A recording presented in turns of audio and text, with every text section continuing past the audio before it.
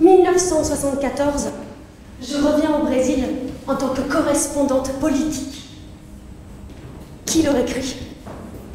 Pas moi. Je veux raconter toutes sortes de gens, avec toutes sortes d'opinions. Je veux écouter, enregistrer, retranscrire. Je décide de rester objective. Pour le spectacle Maintenant que je sais, il fallait raconter l'histoire d'un personnage qui se passe au Brésil dans les années 80. Et moi, ce qui m'intéressait dans ce contexte, c'était le contexte de dictature. Les notions de manipulation, de propagande, d'intimidation. Sur quoi écrivez-vous en ce moment? Est-ce que vous vous intéressez à la dissidence? Pourquoi? Est-ce que vous soutenez la dissidence? Quand on travaille avec Olivier, le processus artistique est toujours très collaboratif.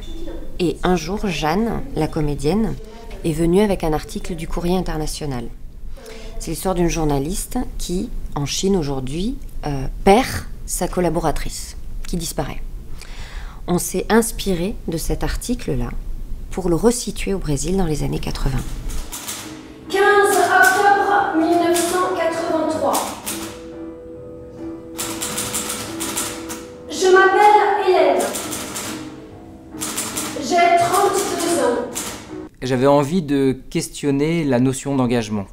Pour moi, aujourd'hui, dans la société qui nous entoure, c'est essentiel de pouvoir partager avec les plus jeunes spectateurs cette notion d'engagement. Que ce soit un engagement politique, religieux, physique, social, amoureux, familial ou professionnel.